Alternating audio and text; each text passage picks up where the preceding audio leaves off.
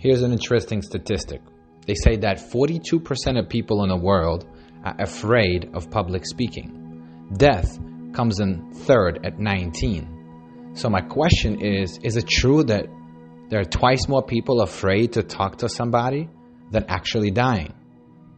So here's a couple of things that I've learned in my business experience, or maybe even life period, that helped me and allowed me to build an organization in thousands of people, create duplication, and cultivate leadership and deep connection that I believe provides loyalty above all and drives the business forward, but that deep connection that keeps people together.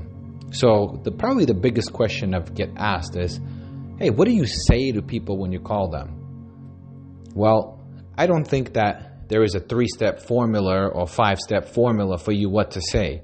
I think being a genuine human being is enough. However, there are certain things I think one should be aware of when speaking to somebody. So I'm going to layer it. I'm going to give you 3 levels of conversation that can possibly happen when you talk to somebody. Remember, we live in a world of information. People get stimulated from social media, television, radio. Everywhere is advertisement. So majority of people don't have emotional stamina to talk to somebody. So I do understand it is a difficult thing to pick up the phone and call. However, just think about it. If you were Bill Gates, would you think you'd text somebody for a business deal, or you would pick up the phone and call? And so just the fact that one can overcome that fear and pick up the phone and speak to somebody instantly puts you in that 5% of people that are serious about their business, that are serious about the opportunity, that are serious about the person that they're speaking to. It shows tremendous amount of value that you're looking to overcome that fear and call somebody. And just think about it. When was the last time somebody called you? See, when most people text, I've always said this, if you can stop texting, you're on your way to become a multi-millionaire. Amateurs text, professionals call. And the reason for that is because there is an energetic exchange. You might think you're in a business of product or sales. Well, essentially you're selling yourself. What you're doing is you're in a business of energy exchange. It's an energy transfer. When you're excited, the prospect, the friend will be excited as well. If you're uncertain and you're fearful and doubtful, they're going to feel that too. So you want to make sure that you get comfortable with this process. Now, I know that the Rome is not built in overnight and you're not going to be successful at the beginning. However, you just analyzing and thinking about the information is not enough. See, knowledge and power and what you're going to learn with this is not going to make you successful. Application of it will, because if knowledge made people successful, then librarians would be multi-billionaires. People that have access to the internet would all live in a mansion, but just not the case. So make sure not only that I'm going to give you those steps, apply it, try it, or at least become aware when you pick up the phone what levels of conversation that you're speaking about. Simple. Level 1 is a basic surface conversation. Just for the reference points, I'll tell you this. There is 4 levels to life. There's physical, mental, emotion, and spiritual. And so majority of people, when they pick up the phone and talk, and you could look back on your friends, are speaking on level 1. They talk about the sporting events. They talk about maybe concerts. Maybe they talk about the current events. Maybe they talk about the useless stuff that happens on television. Maybe they talk about the shows. Maybe they talk about the pizza or beer or anything else that is a very surface conversation. You see, when you call somebody, you have to be aware of 3 things. Or even somebody calls you. When somebody called you, after you hang up the phone, did that person make you feel less? Did they take away energy? Are they an energy vampire? Did they leave you neutral? Or did they empowered you and made you feel good? You see that feeling, whatever that feeling falls for you, that's the important part. The conversation is a feeling-to-feeling conversation. If you would like to move people into action, you're going to have to engage with their feelings, not with their mind. People buy for an emotional, when you trigger the emotion, people will buy for logical reasons. So people buy on emotion for logical reasons.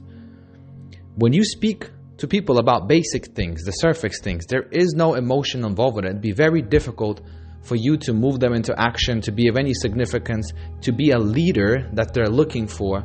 Remember, if somebody does not submit to the system, if somebody does not conform to the way of doing things correctly, if you're not helping or guiding somebody to do so, they simply don't see you as that leader. Here's why. Level 2 conversation. Because we live in an information era, you have a lot of friends that are really smart, but that necessarily means that they're good leaders or they make a lot of money. They might be articulating well in a room, they might have some ideas on some topics, but they can't do it. They don't walk the walk. And so the second level is to talk about things that are hard to articulate. This is the level 2, the mental conversation. Now, I see where I'm from, a lot of people always consume the content, they talk about the content, but they don't get any result about it. So basically, this is the level where majority of the business is being made. If you look at any law of averages in any industry, what you're going to see is really 20% are aware. Maybe out of those 20%, 5% that doing it, and that 1% is really making it. See that 15%, that from 20 to 5, that 15%, those people, all they do is talk about ideas, but they never actually do it. So when you speak to somebody, yes, you can stimulate mentally in that conversation, but that person still will not be emotionally driven. You won't be able to inspire them to take action. So yes, you can be good friends with that individual.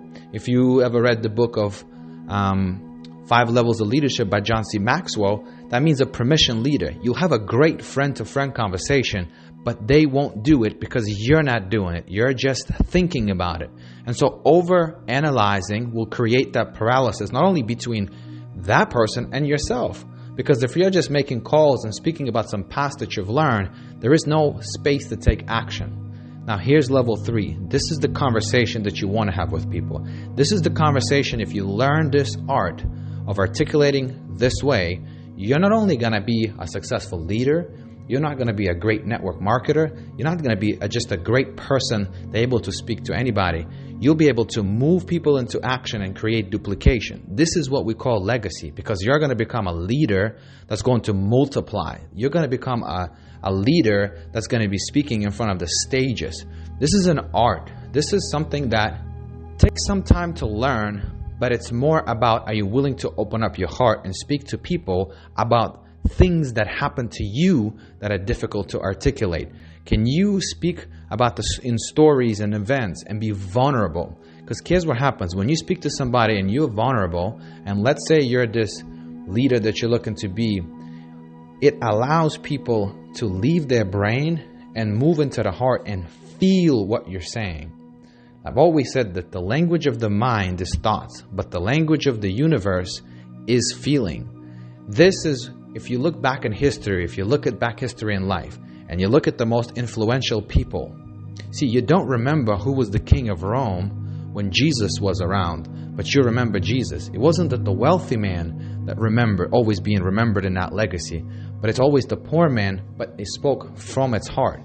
Look at Buddha, look at Muhammad, look at Gandhi, look at the people that are extremely successful in networking, right? They had a big following. They had a big always crowd around them. It was never the person that spoke about the great ideas and riches. It was a person that was very, very humble. And there's a great quote, I think, that covers this level of conversation.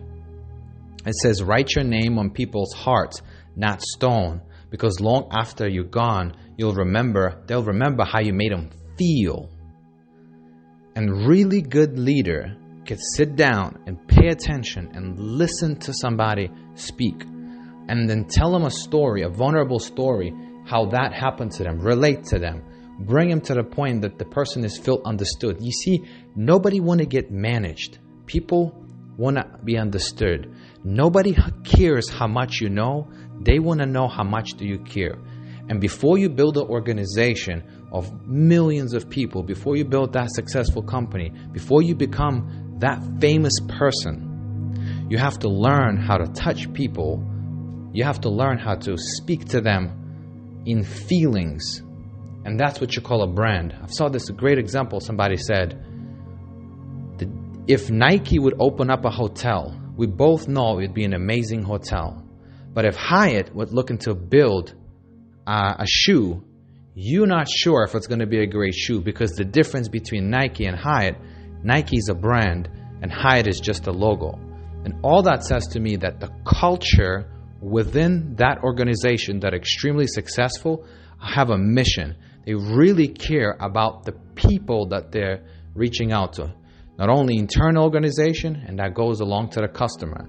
And this is what the relationship building is all about. And when you learn how to speak and articulate things about yourself that are difficult to speak, everything flourishes. Everything becomes so, I wouldn't say the word is easy, but you'll have volunteer cooperation from other people. In that culture, it's going to spread. I've always said that the winning is contagious. That frequency is contagious. It can't even stay in the same state. If you really want to build a global organization, and it starts with you, it starts with every single person you talk to, and people really want to get behind people that truly are on a mission, that truly are in its purpose. And so, thought you got a lot of value here. 3 levels of conversation. Do not be talking about current events and beers and stuff. That surface conversation doesn't help anybody. If you are the person that's speaking about these concepts and these ideas that are hard to articulate, that's a great start. But if you could really get around and speak about the feelings and things that happen to you and share it with people, I promise you one day you'll be sharing that in front of the thousands of people on the stage, and everybody will recognize you as the leader that you are.